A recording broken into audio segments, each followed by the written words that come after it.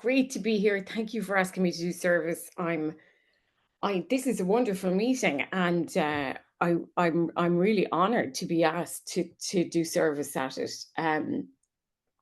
In fact, it's on my to-do list every week to attend, and it's great that I am finally attending it. Um, so tonight I was going to talk about making and staying in contact with your higher power, because that's the whole magic bullet that's on offer here, is that conscious contact with higher power. And why is that important? Well, that's really important to me because I am powerless over my food addiction. And I want to show you just how powerless I was. Bear with me. And some of you have already seen this. So that was me before I came into program, and that's a picture of me 2 years ago on my wedding day when I got married in a normal sized wedding dress. So I didn't do that. That the girl in the black, I did that. That was me after 17 years of failure in Weight Watchers. And the girl in the white is also me, but that's what my higher power has done for me. It has removed this food addiction one day at a time, so long as I stay in continuous conscious contact with higher power. So I just want to show you, because I'm a real visual person, I need proof that this higher power thing exists. And so, and I'm only human, so sometimes I doubt it, but I don't doubt it when I look at that picture, because I know I didn't do that.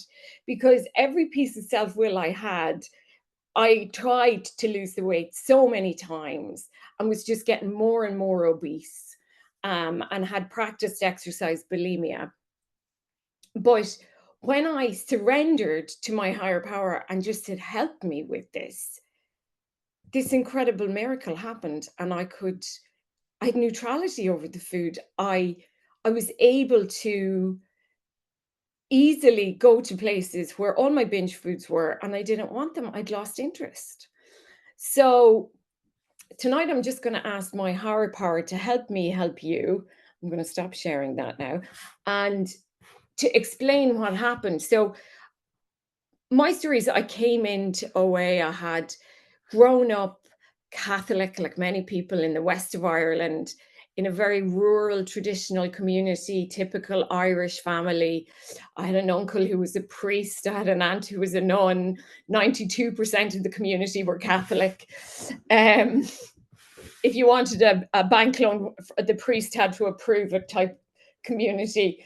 So it was everywhere. It was part of the DNA. My parents were regular mass goers. They attended church every Sunday, and were much part of that. And then in my 20s, I became a journalist, and I covered all of the abuse stuff in Ireland, which was horrific. And I completely walked away and I threw it all out. Stopped going to mass, threw it away. I was like, these people don't know the difference between right and wrong. And then I was extremely lucky. I worked on TV shows that were in the BBC and Channel 4, and they were moral, ethical, spiritual. And I met all of these wonderful people who were Protestant, or they were Hindu, Sikh, Buddhist, Jain, agnostic, atheist. And I realized that the Catholic Church didn't own God. So I was like, oh, it's okay. I can still have a relationship with this God thing. And I don't like I accepted, okay, the church and the hierarchy in Ireland were very flawed, and as it turned out all over the world in the Catholic Church, but actually God was perfect, and they were fallible just like me. So I could still have a relationship with the divine power. And I didn't have to be a practicing Catholic. So by the time I got to OA, the God thing didn't bother me. The higher power thing didn't bother me. And I suppose I heard somebody say once, they were a spiritual mutt. And I like that term, because that's what I feel I am. Like, Buddhism appeals to me. I think there's great wisdom in the Hindu traditions. And I think there's great wisdom in all of the great traditions. But anyway, I came in, and I didn't have a problem with the God higher power idea. Um, and I was going to OA for about 6 months. And at the end of the meeting, I was looking at the steps on the wall, and, the God things are read out in the steps. And I was kind of like, I said to this woman who was a recovered OA and a recovered AA, like, what's the God thing about? Like, I like you people. What you're saying about the allergy, the body makes a lot of sense. Like, once I take the fat, the flour, the sugar, the salt, in my case, in high quantities, I can't stop. But what's God got to do with this? Like, I need to stop eating the face of myself. And she just looked me in the eye and she said, the next time you're in trouble with the food, ask for help. And I was like, oh, that's just stupid. But anyway, I was working in Belfast. I was at the Christmas market a week later. All my high-end binge foods were there. And I thought, what have I got to lose? They're nice women. I didn't get on my hands and knees. I didn't do anything. I just looked up at the sky and silently said, help. And something happened.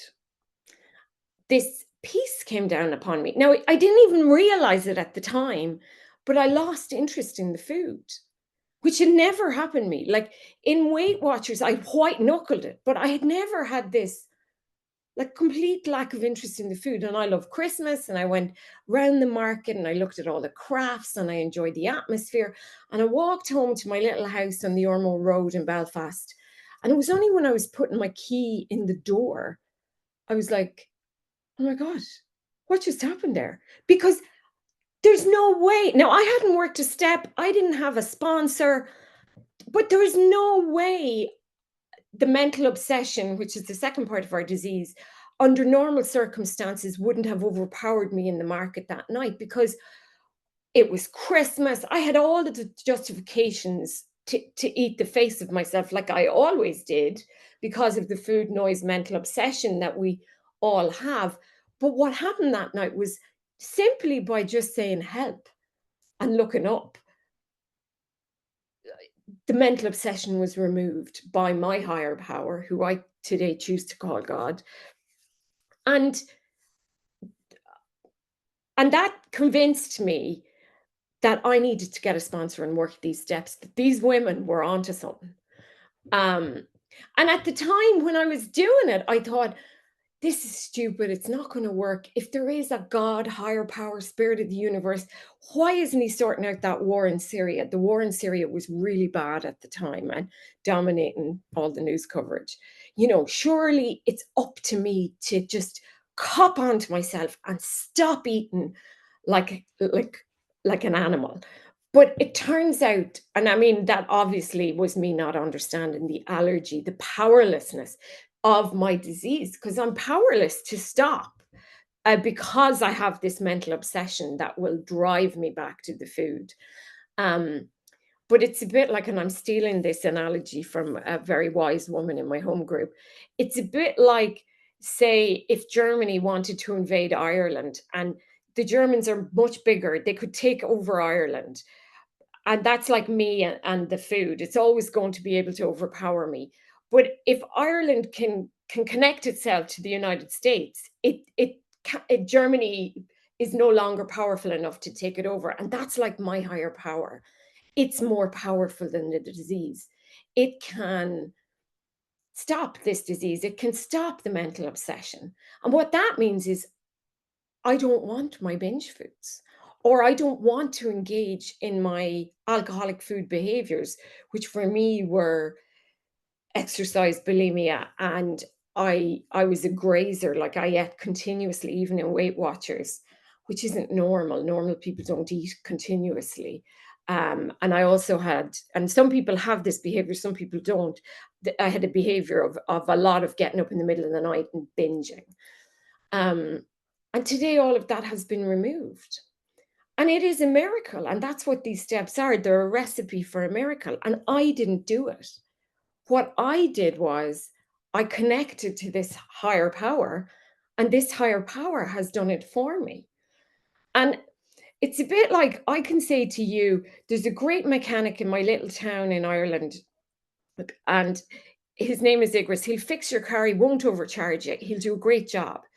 And you'll think, yeah, that's great. She thinks that about Igris, but it's not till you go to Igris and he fixes your car and he does a great job that you know that what I'm saying is right. So I can say this today about being in the market and asking for help from my higher power and getting it that night, and having this peace and just complete lack of interest in the food, and enjoying the market but going home. But it's not until you connect to your higher power and that you have that experience that you know what I'm saying is right. So somebody said to me, and that woman that night in that OA meeting changed my life. And it was the meeting after the meeting where she just said to me, ask for help. And it's such a simple thing, but it changed my whole life, because really at that point I was eating myself to death. And because I couldn't stop.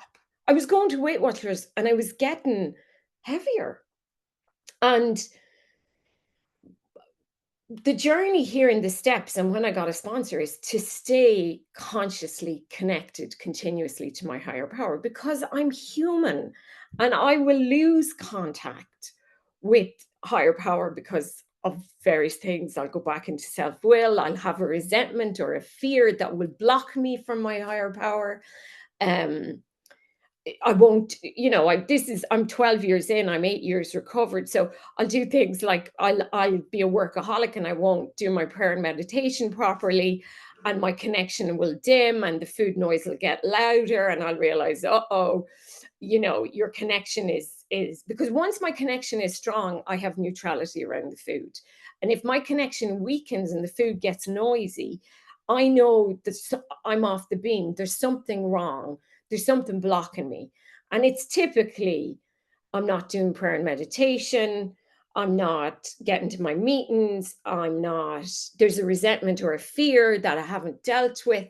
And I would highly recommend you to listen to on Recovery Jam. The amazing US speaker Janet B talks about pitfalls to relapse. And it's wonderful because there's lots of reasons and we're only human.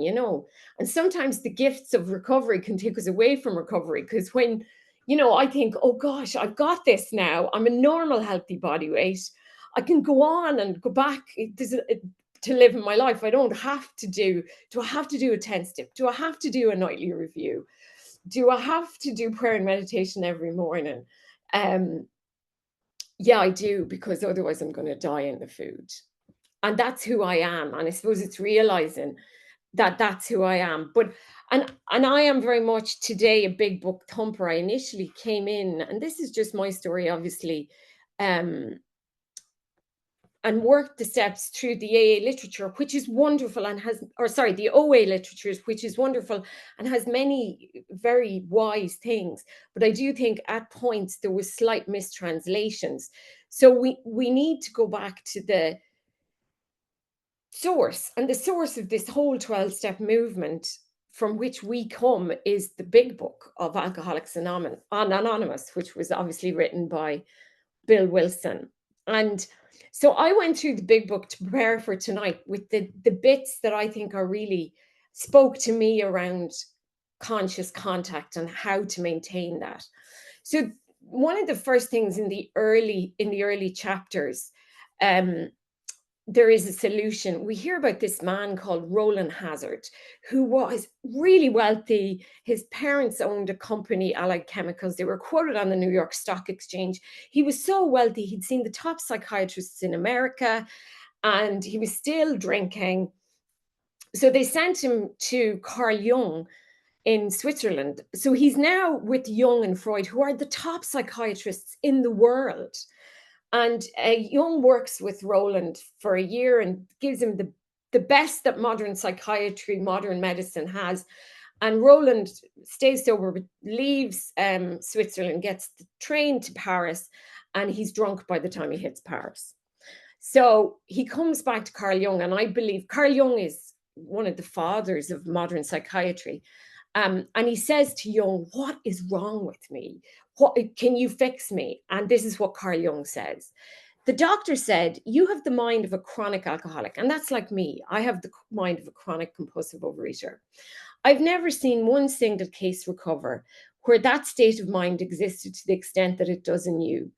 Our friend felt as though the gates of hell had closed on him with a clang. He said to the doctor, "Is there no exception?" "Yes," the doctor replied, "there is. Exceptions to cases such as yours have been occurring since early times. Here and there, once in a while, alcoholics have what are called vital spiritual experiences. To me, these occurrences are phenomena. They appear to be in the nature of huge emotional displacements and rearrangements. Ideas, emotions, and attitude, which were once the guiding forces of the lives of these men, are suddenly cast to one side, and a completely new set of conceptions and motives begin to dominate them. In fact, I've been trying to produce such emotional rearrangements within you.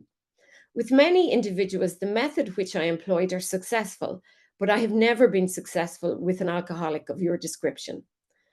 Upon hearing this, our friend was somewhat relieved, for he reflected that, after all, he was a good church member. This hope, however, was destroyed by the doctor telling him that while his religious convictions were very good, in his case, they did not spell the necessary vital spiritual experience. So Roland comes back, he gets involved with the Oxford group, and he has the vital spiritual experience. And what is that? It's the connection.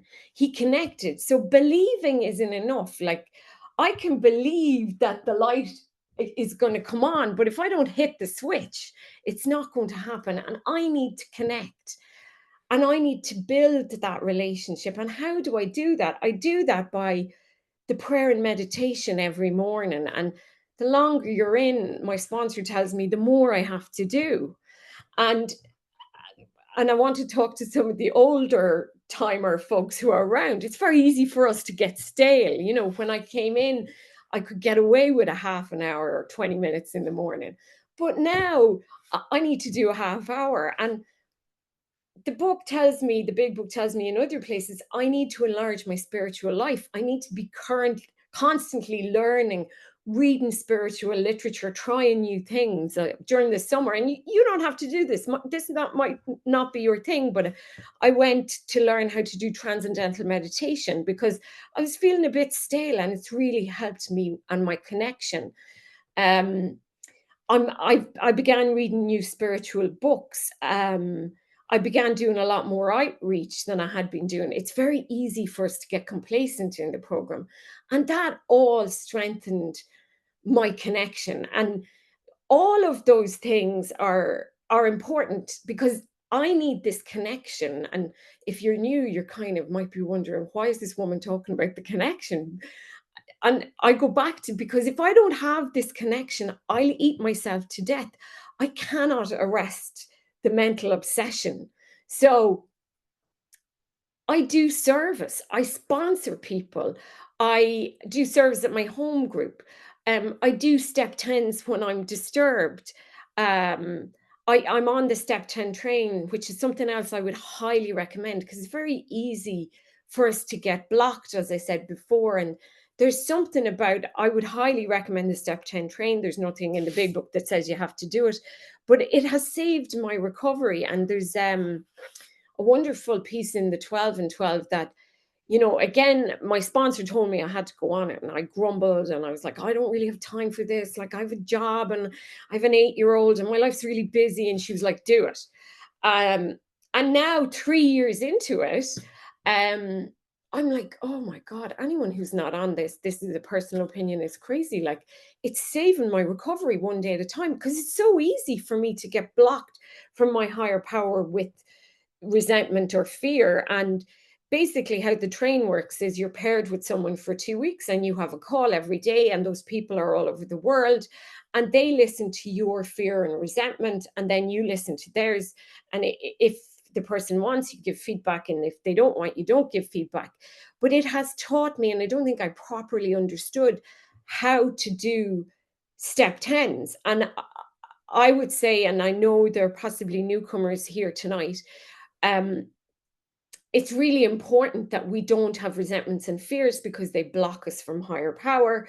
And when I was preparing for this talk, I thought the only way I really understood how a resentment or a fear got unblocked was when other people shared how they unblocked one of theirs. So I'm just going to give you a quick example because this is really important in terms of staying connected. So um I had breast cancer, and that's not why I had a resentment. I had a resentment after that because I felt my best friend Jim had abandoned me. I had a big resentment to Jim, right? And I could feel my connection dimming. And I was totally self-righteous about the whole thing. I was I didn't I'd done the step 10, but it wasn't lifting.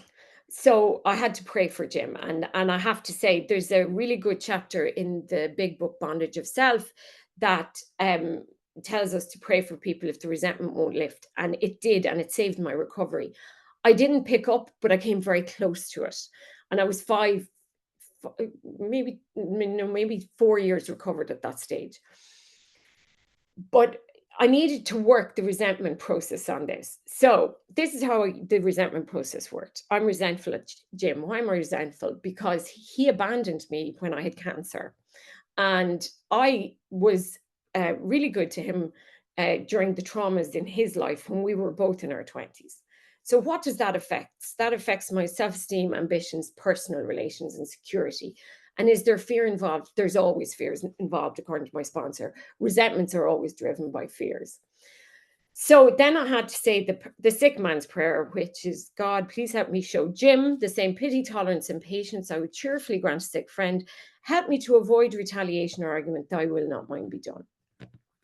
So then I had to get into the nosebleed seats and look at what was my part? How was I selfish here? So I was selfish because Jim wasn't following my script. And I was too concerned about me. I was wanting things my way and I was resisting reality. So when Jim was going through his traumas, we were both single. Um, at the time I got breast cancer, we're in our 40s. We're both married. We both have kids. He's moved to a different part of the country. Um, so my expectations were unrealistic. When we were in our 20s, we were totally single, and I didn't have husband or children or anything to worry about. And we lived right beside each other. So it was easy to be supportive, right? So that's the first thing. Then I had to look at my dishonesty. Well, and here was the really hard one. It was a delusion on my part. I mean, the reality was Jim was ringing me. You know, it was a delusion that he had abandoned me. So, and I mean, obviously that was the big one. And I was expected to be someone that he couldn't at that point in his life. You know, he couldn't drop his children and his wife and come and, you know, hang out with me every day. And also, the big one for me was there was a lot of self-seeking around that because, yeah, okay, I was a good friend to Jim in our 20s, but I was doing that because I was thinking, well, if my life hits the ropes here, he'll support me. But that's self-seeking. You don't help someone to get it back. You help someone to be of service. It was very self-seeking of me to want that back. So, and I was being self-righteous. These are my common defects. I was playing the victim. Poor me, because I just want to say I had incredible support around me when I got cancer. My husband was outstanding. I was really lucky, by the way. I had stage 1 and I had just the tumor out in radiotherapy. And 5 years on, I'm cancer free, and it's a distant memory, thank God. Um, but I chose to focus, and remember, that's us. I chose my shitty committee, stinking, thinking, internal terrorist head, chose to focus on the one person who I believed wasn't living up to my expectations. Whereas I had all these people, most of all, I would say my OA group, who were beyond phenomenal to me. So I saw all of that, and then I think there was a fear around I was going to be lonely because and that I wouldn't have a confiding friendship like myself and Jim had had. Um, so then I needed to do a fear on that. So I needed to say, you know, God, remove the fear and direct my attention to where He'd have me be. And of course, God would have had me look at all the amazing people in my life who were supporting me, and also be realistic. Like, my life and Jim's life had changed tremendously, and I was unrealistic. And also, the poor fellow was trying to ring me, like, all the time, and I was in delusion. Now, I'm going to have to be very honest, that I did the resentment, it still didn't lift. I had to pray for him for 3 weeks, and that lifted it. And the minute it lifted, my connection to the higher power came back, and my food noise, mental obsession to eat myself to death was removed. But I was hanging on by my fingernails. And so I would say to anyone, and again, I thought, this is stupid. I'm going to pray for this guy. And I'm going to be honest, when I got down to pray for him, I wasn't, look, I hated Jim. I'll have to be honest. And the amazing miracle of this program is the resentment was lifted by my higher power. And today, myself and Jim are best buddies again. And we recently had a big get together with all our 20 something friends. And I was up visiting him with his kids during the summer with my son. And anyway, so this program has so many miracles outside of the food. But the reason I got on my knees and prayed for Jim every morning was, and you pray for the person to have whatever you want in your life, was because I knew it was going to take my recovery if I didn't. So I just felt it was really important to share that with you tonight, because life isn't a straight line. And as we recover, these things happen in life, and we need to be on guard to protect our connection, to stay on the beam, because I can get off the beam very easily. And, that's what brings me back on the beam, the step 10s. So, just something else I'd like to read from another chapter, which is in We Agnostics, which really spoke to me in the big book, is much to our relief, we discovered we did not need to consider another's conception of God. Our own conception, however inadequate, was sufficient to make the approach and to effect a contact with him. As soon as we admitted the possible existence of a creative intelligence, a spirit of the universe underlying the totality of things, we began to be possessed of a new sense of power and direction, provided we took other simple steps, and that's the steps. We found that God does not make too hard terms with those who seek him. And that's what happened to me that night in the market in Belfast. Like, I didn't pray, I didn't kneel down, I didn't do anything. I just silently said, help. To us, the realm of spirit is broad, roomy, all-inclusive, never exclusive or forbidding to those who earnestly seek. It is open, we believe, to all men. And I would say that to you tonight. Like, you can come in here, atheist, agnostic. It doesn't need to be any kind of a Christian God, a Buddhist God, a Muslim God, a Hindu God. It can be those things, a Jewish God, if that's what you wanted, but it doesn't have to be. It can be the power in the waves. And for anyone who is agnostic, atheist, and bristles with the God word, there are wonderful people who've recovered, like Laurie C. He's amazing, recovered OA in Canada. He's done an incredible step study on YouTube, and he's completely bristles with antagonism with the God love. And his higher power is the love he feels for his daughters. And I get that as a parent, because the love I feel for my son is bigger. It's much bigger than me. So just to go back to the big book, when therefore we speak to you of God, we mean your own conception of God. This applies too to other spiritual expressions which you find in this book. Do not let any prejudice you may have against spiritual terms deter you from honestly asking yourself what they mean to you. At the start, this was all we needed to commence spiritual growth, to effect our first conscious relation with God as we understood him. Afterwards, we found ourselves accepting many things which then seemed entirely out of reach. This was growth. But if we wished to grow, we had to begin somewhere. So we used our own conception, however limited it was. And I've heard of people talk about, using the group as their higher power.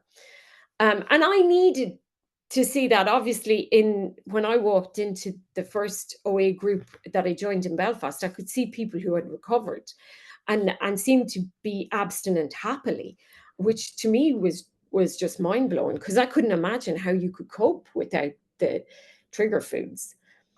I know I'm possibly on time, Tally, am I? Or can I keep going? 1 minute left. 1 minute. Yeah.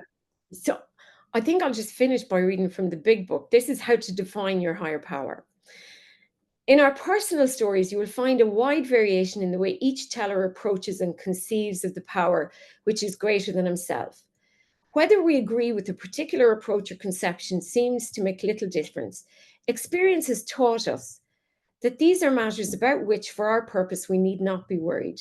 They are questions for each individual to settle for himself. On one proposition, however, these men and women are strikingly agreed. Each one of them has gained access to and believes in a power greater than himself. This power, in each case, accomplished the miraculous, the humanly impossible. As a celebrated American statesman put it, let's look at the record. Here are thousands of men and women, worldly indeed. They flatly declare that since they have come to believe in a power greater than themselves, to take certain attitudes toward that power, and to do certain simple things, there has been a revolutionary change in their way of living and thinking. In the face of collapse and despair, in the face of utter failure of their human resources, they found that a new power, peace, happiness, and sense of direction flowed into them. I'll leave it there. Amazing. Thank you so much, Noeleen. We will now open the question and answer section of our meeting, which will also be recorded.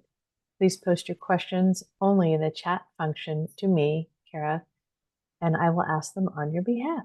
And I'm very excited to hear them. So here's our first one.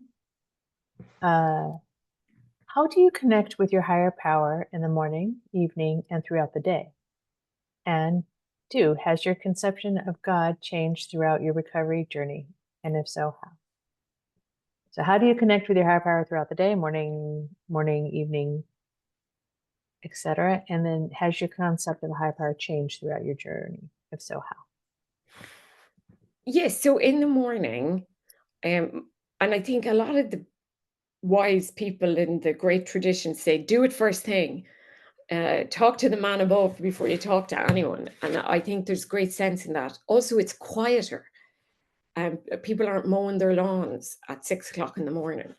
I live in a very busy house, so sometimes I have to go out to my car to meditate. I have an 8-year-old. My husband works very early from home. So I get up, I use the 3rd step prayer.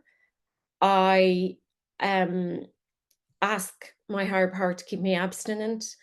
I ask my higher power to direct my thinking, because that's where the root of this illness is. It's in my internal terrorist thinking.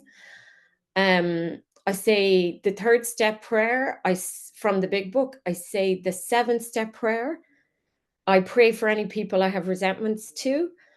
And I pray for sponsees and people I hope who are in the disease and I hope will get well, or anyone going through anything tough. And then I do, at the moment, I'll do 40 minutes to an hour meditation. And I'm in 12 years and I've just accepted I have to do that. But in the early days, in the early years, I did a half an hour. I also set reminders on the phone, which my husband gives out about and says I need to go to Alarms Anonymous to remind me to during the day, because I go into, connection to higher power, but it's like I go back into my own self-will. I take it back. So I need those reminders during the day. And somebody really clever, and I use this sometimes on him, said, breathe God in, breathe self out. Sometimes I just say that to myself and it kind of centers me, particularly if like I'm in work and someone's annoyed me and I'm disturbed, because remember, whenever we're disturbed, there's something wrong with us. And then I run off and do a 10-step on the 10-step outreach groups so I can get unblocked and reconnected. And then at night, I do a nightly review, which is send my sponsor, and I do a gratitude list, which is send my sponsor. And I try and read some program literature during the day, and I try and reach out to someone I can help during the day. I haven't done it perfectly every day, but I've tried. And when I do it, I'm just much more able to cope with life. Like, I've had days where maybe we have an early flight and I don't get as much prayer meditation done, and I'm just not as emotionally stable as I would be if I got my hour. Um, yeah, and working I'm on the step 10 train as well. So I just had a lovely call with somebody there before I came on, and I did a fear, um, which was great. So that unblocks me, because if I have any fears or resentments, I'm going to get blocked. So has my conception of God changed? Now, this is the really odd thing, because nobody in the Catholic Church ever harmed me. And so the concept, this is going to sound really weird, because I don't practice as a Catholic anymore, but I was brought to Mass and grew up in a very Catholic community and was given a Catholic God, and as a child, and all of the Catholics were big into imagery. We love statues and all that carry on. So that physical God became but he's a kindly God. So it worked for me. So I use that image. That works for me. But also, I love looking at waves, because I can see power in waves. And I'm like, that's definitely not me. And that proved, but I honestly think the divine is anything. And when I meditate in my car, I've got a Buddha on my dashboard, and I've got an Indian Hindu god, and I've got so I'm bringing it all in, like. And I know when I was lucky enough to work on those kind of moral spiritual shows, I heard great things from all the traditions. But I think it's anything that works. I love the angels, but it's really anything that works for you, and it doesn't have to be what works for me. It's about finding out what works for you. But those things definitely help, as well as lighting the incense. And even though I'm not a practicing Catholic, I love going into empty churches, because I feel there's a stronger connection in them.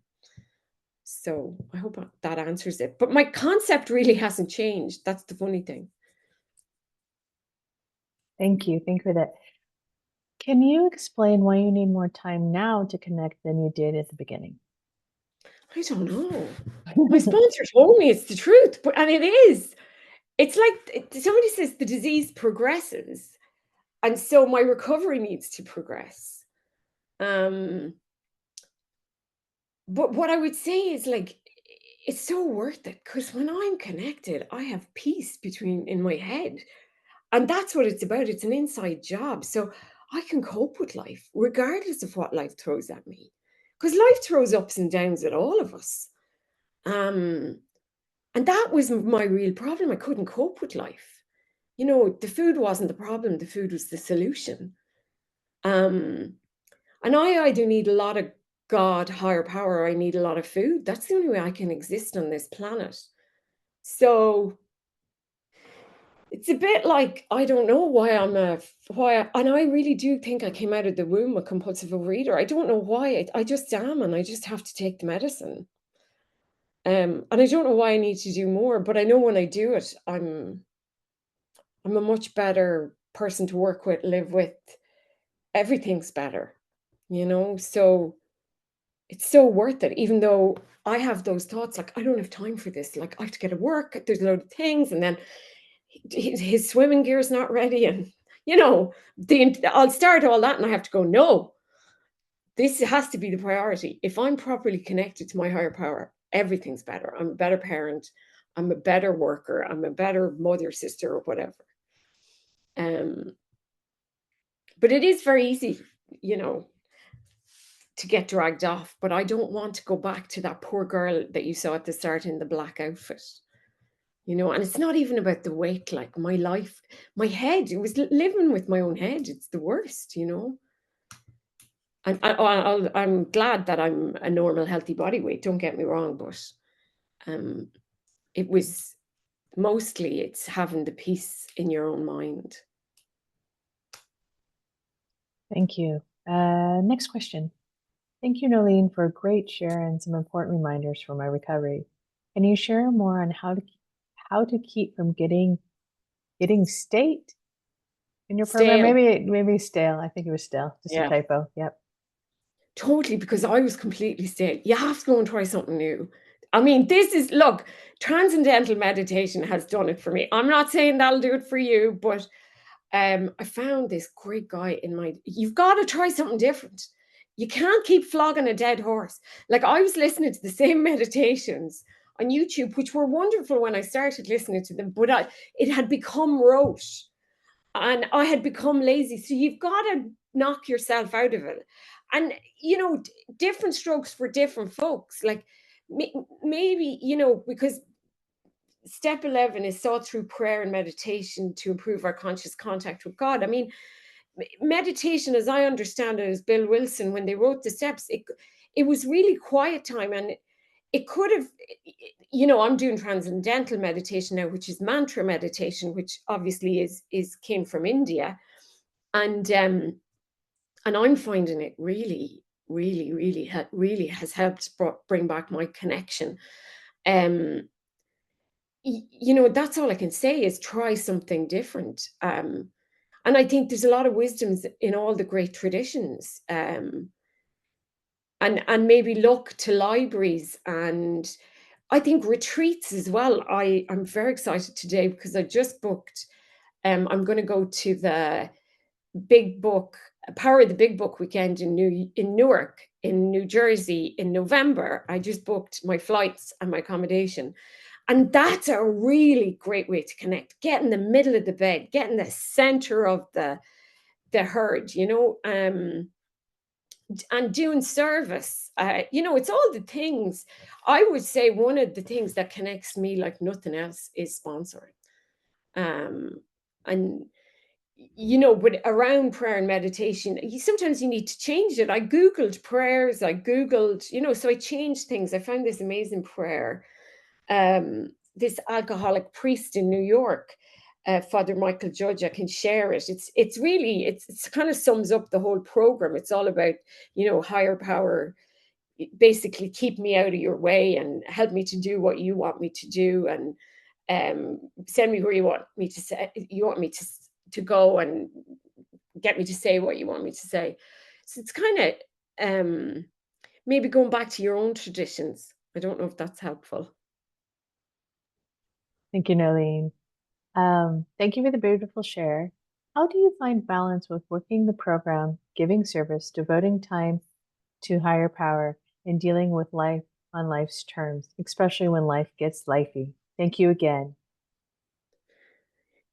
Yeah, I think, look, it's a, I've learned more from my mistakes in this program than, it's like you learn more from failure than success. My recovery's been built on learning from my failures.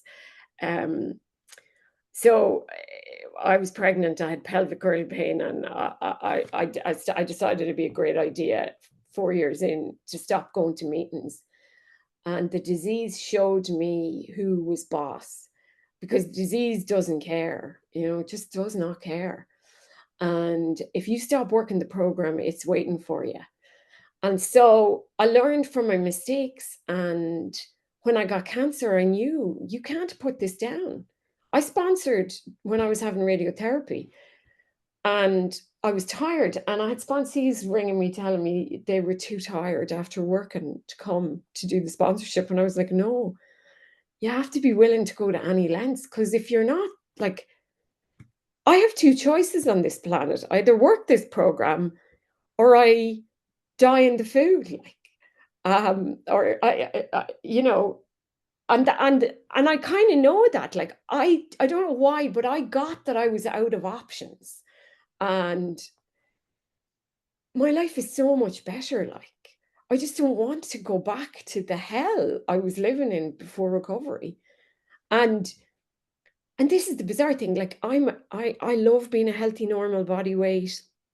I used to care about my appearance, or I wasn't into makeup or clothes or any of that. And now I love all of that. And it's great. And that is one of the gifts of recovery. But what's much more important is the peace to be able to deal with life on life's terms. And I just don't know how the normal people do it without a 12-step program. I really don't. But I know I can't. I know I'll commit a slow suicide, and I don't want to do that, so I work the program. Beautiful. Thank you. Another question. Does your son know about your program, and how did you explain it to him, if so? Well, he does, and he tells everyone. He's like, "She's allergic to sugar," and people are like, "What?" You know, random people like that are like, because yeah, like an 8-year-old does. Um, yeah, no, I've just he's in it. I've used an 8-year-old language. You know, like he understands. There's people in his class can't have nuts, and because it would make them sick, and I'm like that. You know, I I don't say to him because I break out in fat, but like I have an allergy of the body. He kind of gets that, and it's sort of irrelevant to him. They're so used to me. This is the thing. Like, and I would say this to anyone new. Like initially, my family, you know, there was almost everyone had to learn I ate in a different way. But now people are just like, oh yeah, that's her. She doesn't eat desserts. Um, but it's just he doesn't question it. He doesn't really care. I suspect. It's more chocolate for him. I'm not eating his chocolate or trying to eat his ice cream. Ah, that's so funny. I think that's the end of our. I'm still getting used to our new chat over here with the different things, so bear with me. But I don't see any more questions. Does anybody have something that's on their mind for a last question? All right, let's see. Somebody's here. Oh, yeah. How do you take your sponsees through the steps? From the big book, because I just think that's the source. And um, I was brought through it by a very someone who there's a very recovered AA group in Dublin, and someone in that group was sponsored by someone 7 steps removed from Bill W. And it's an open group. And anyway, I lean heavily into them for my recovery. But I was brought through someone who had been sponsored by someone from that group, and they were big book thumpers. And so I believe that's the source. So I bring my sponsees through the big book. And I spend an hour and a half once a week. They come to my house, um, and we go through the book. And I know people sponsor in different ways, and you don't have to sponsor the way I sponsored. That's the way I was sponsored. That's what works for me. Um, and you know, I am also try to listen to the Vision for You meeting, which is the healthiest meeting I've ever attended. It's an American meeting. It's a website, a Vision for You. It's a phone meeting. There's about 400 people on the line every morning, and there's tremendous recovery at it. And they are also a very firmly connected to Big Book. I listen back. They podcast the meeting. I listen back to it in podcast. But I know some folks in Ireland go to it live. It's on at 12 o'clock UK or US, sorry, 12 o'clock UK or Irish time, and they use Viber, and I think it costs €2 a month to dial in to go live. I've never done that. I listen to the podcasts, and they literally go through the big book line by line, and it's a great meeting. I'd highly recommend it. Awesome, amazing. And I think that's where we'll wrap up today. Thank you so much